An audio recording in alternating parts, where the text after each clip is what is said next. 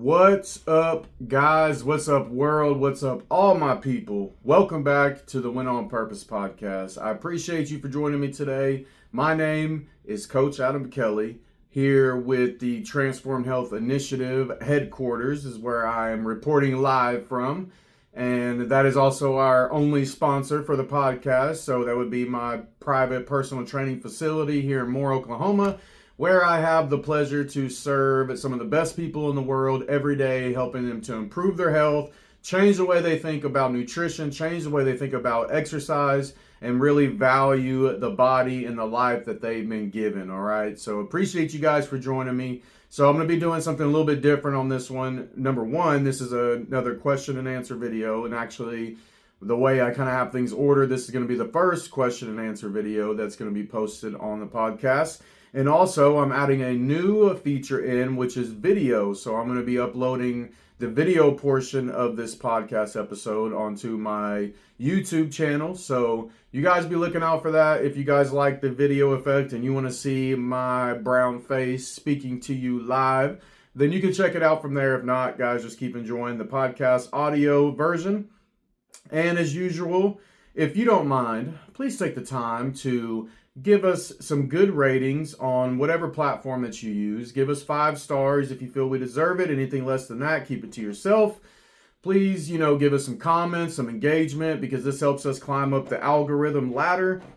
This helps us to be able to position ourselves in front of more people, to help more people, to be a bigger blessing, a bigger benefit to the world around us, and spread the idea of winning on purpose to the world. So appreciate you guys for the love and for the help there. All right, so now that we are past all that, like I said, I'm going to do a Q&A episode, and I'm going to be throwing these in periodically outside of our once a week podcast episodes. So the main podcast episodes are going to be a little bit more in depth, where I do a little bit more research, a little bit more information for you guys, try to provide as much value as possible. These question and answer videos are going to discuss specific topics in more detail based on questions that I get from viewers and listeners, from clients, from different conversations I have with people here and there throughout the years, and share this information with you because I know that most of the time, most of us that have questions, it's very similar to the questions other people have, and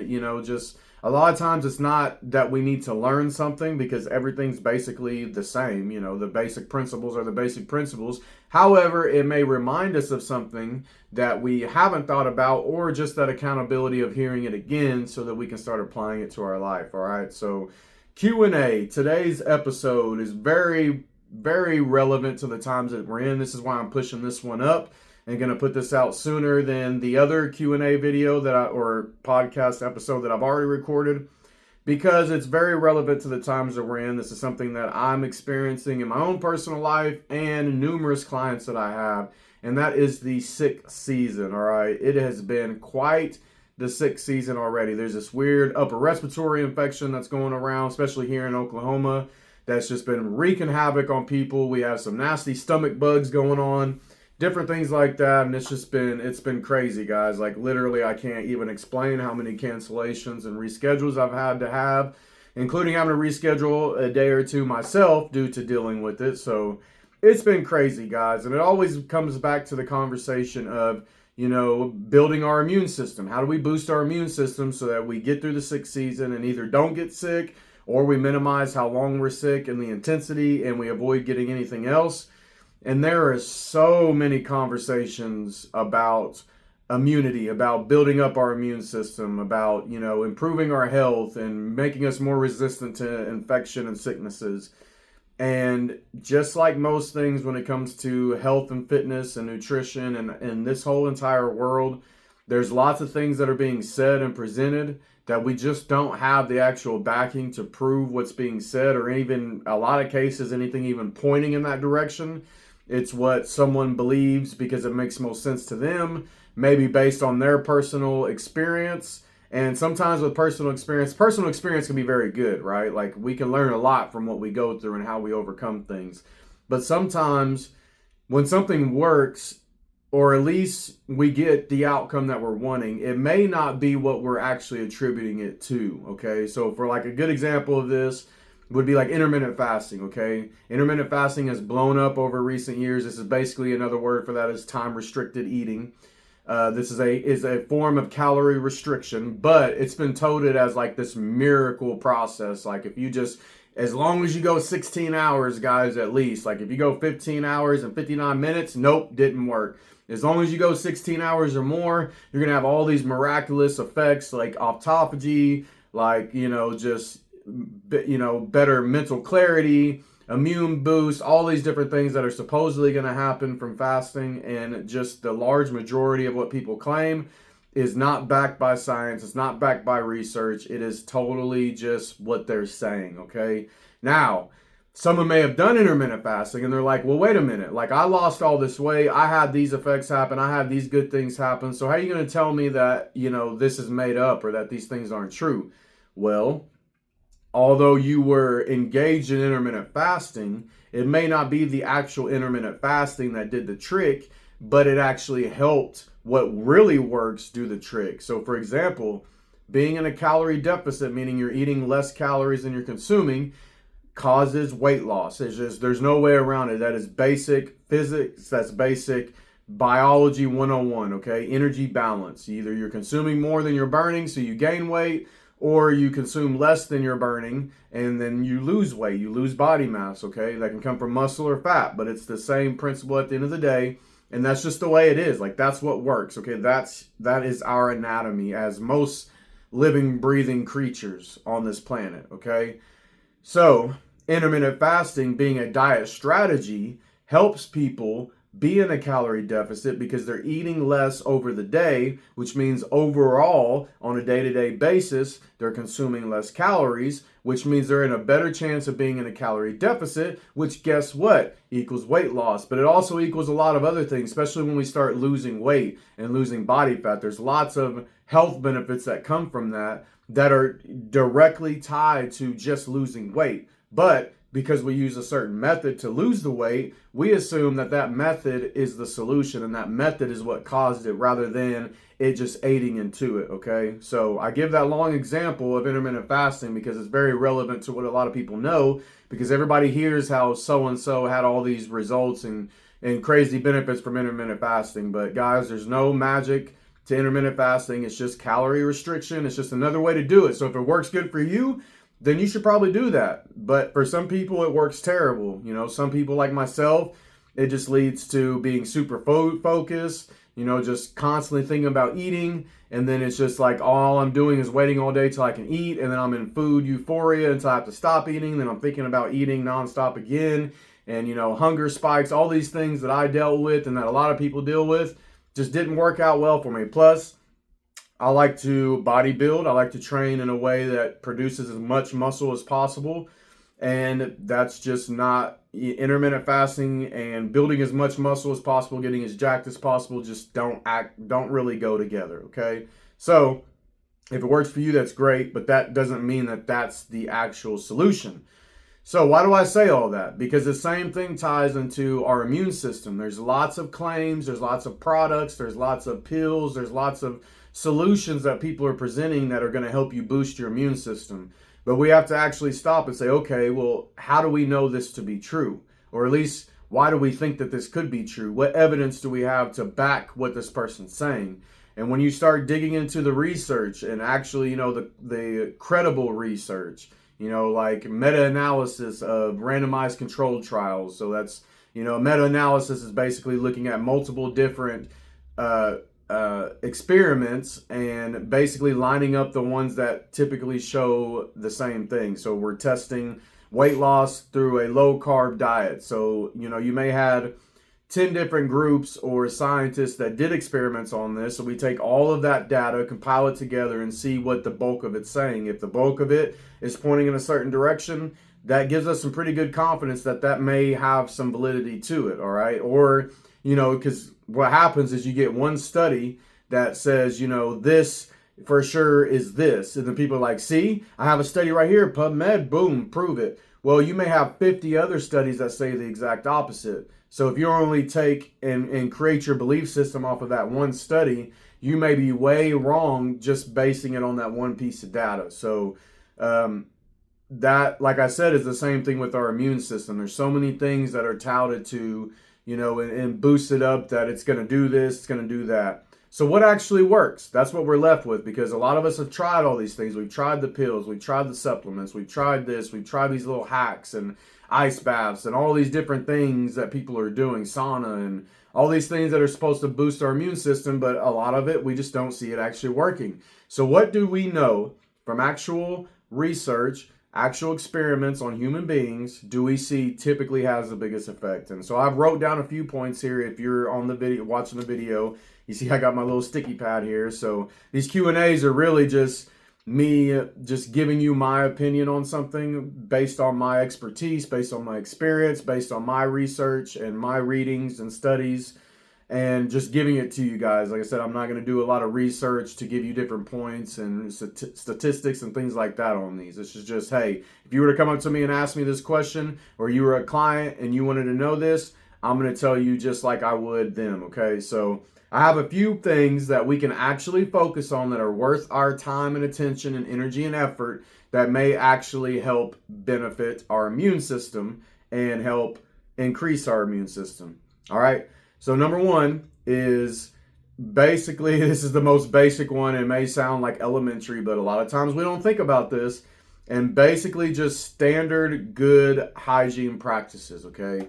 So the boring things like washing our hands, not just touching everything when we're out in public, not getting face to face with people and breathing their spit and their oxygen, creating distance from people that are sick, social distancing, if you will.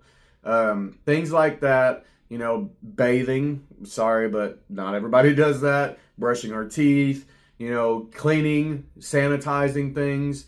This is probably our number one defense against the majority of infections and sicknesses that happen, because basically all of them we catch from somebody. So standard good hygiene practices should always be instilled, no matter if it's sick season or not. These should be the things we do. We should be washing our hands regularly. We should be being aware of bacteria and germs, things like that, not drinking after everybody, eating after everybody, things like that, guys, things that our mom and dad told us we shouldn't do and we know we shouldn't do, but we don't always do it.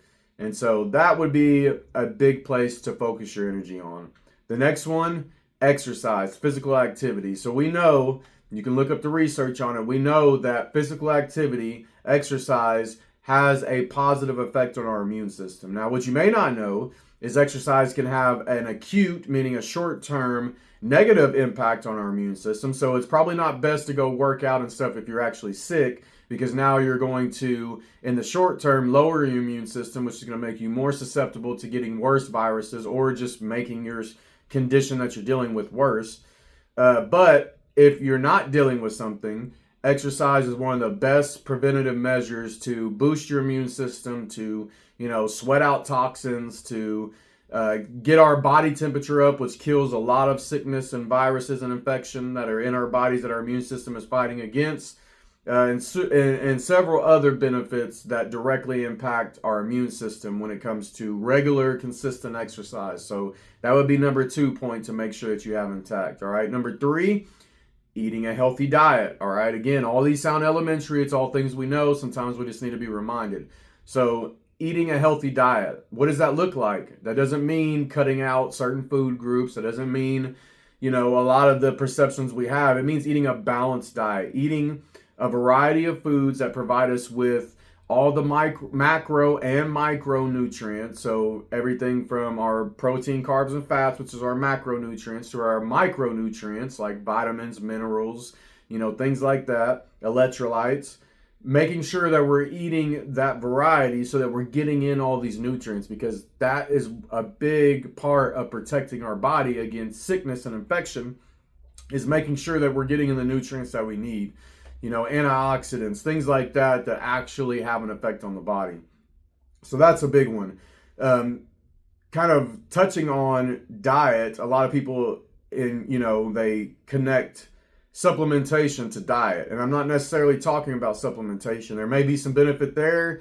People are like, oh, you need to be taking your vitamin C, or you need to be taking your elderberry, or you need to be taking this or that.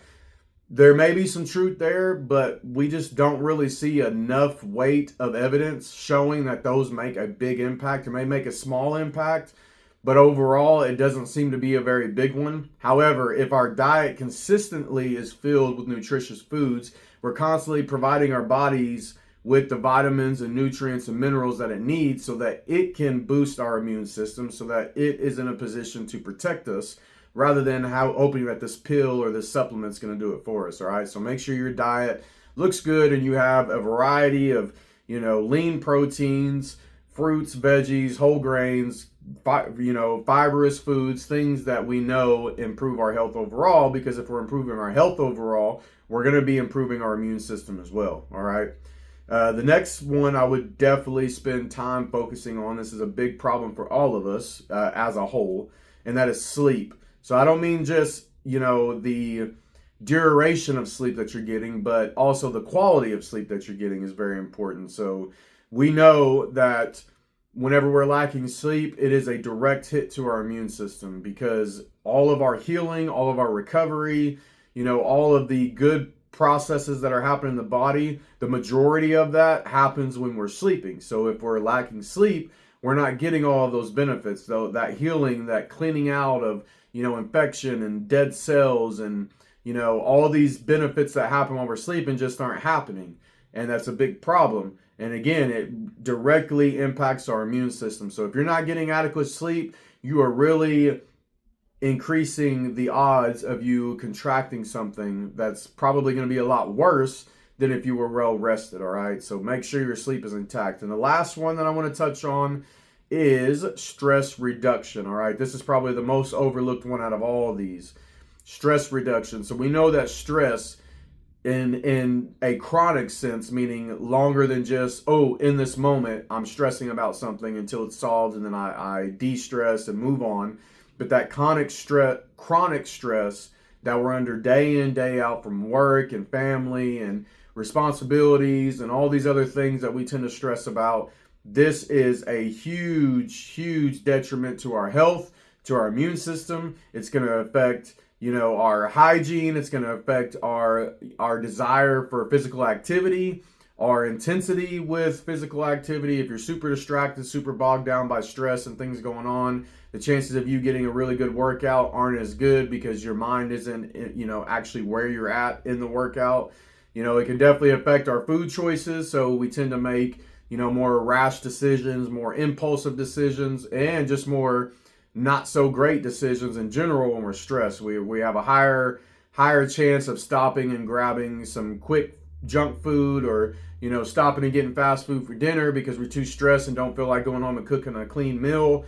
Things like that. Definitely stress will affect our sleep, even rather if that's sleep deprivation where you just can't fall asleep, or maybe you're not able to get into those deep sleep cycles because you have this thing on your subconscious, and even though you're asleep, your body's still dealing with the stress response. We have cortisol that spikes super high, which, again, a consistent spike in cortisol can wreak havoc on our bodies. So stress reduction is very important. Even if you have a high stress life, finding ways that you can mitigate that stress, that you can, work through it, that you can put your mind on things that are less stressful. This is, again, where exercise is a big benefit, because for most of us that are addicted to training or exercise, a big part of why we're addicted to it is the mental benefits that we get from it. Okay. It's like therapy. So, stress reduction is going to be huge. All right. So there's 5 points for you guys that are actually practical, that are actually backed by science and research and human beings time and time again,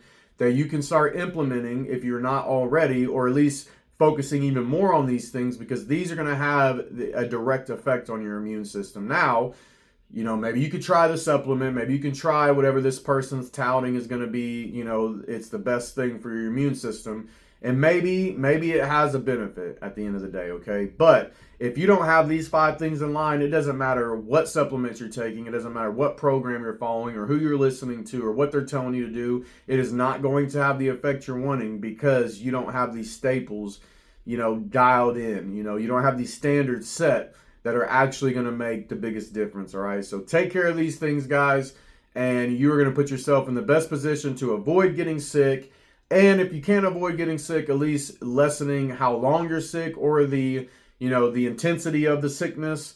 and just put yourself in the best position, because sometimes it's inevitable, especially those of us like myself. You know, me and my wife have 4 kids. They're all in school, so they're constantly around germs, especially the younger kids in elementary. You know, their kids are just kids, all right? They're nasty. They're picking their boogers. They're wiping them on each other. They're coughing all in each other's face. They're drinking after each other. All the stuff that we started with good hygiene, they don't typically do on their own. And so, you know, like us, we're always around something. So even though we take good care of our health, even though I make sure to focus on these 5 things on a regular basis, sometimes I can't avoid it because it's the environment I'm in. And I also, in my profession as a trainer, a health coach, I work one-on-one, face-to-face with people. And so they're bringing in sicknesses they may not even realize that they have, or that's on them, that I'm coming in contact with. You know, my wife is a school teacher, so she's constantly around hundreds of students and hundreds of staff members that are constantly sick, having to come into work or go to school still sick. So they're touching everything and spreading those germs. So sometimes it's unavoidable. But if we do the main things and keep the main things, we put ourselves in the best position to avoid all of that, or at least, like I said, lessen how long we have to be sick and how sick we actually get, all right? So I hope you guys find this information useful, that it actually benefits your journey, and that it helps you not be as sick during this time so you can enjoy life and keep it moving and keep winning on purpose and reaching for your goals and killing it, all right? So with that being said, make sure you do something good for yourself, something good for your health, something good for those around you, and whatever you do, make sure you win on purpose. Talk at you next time.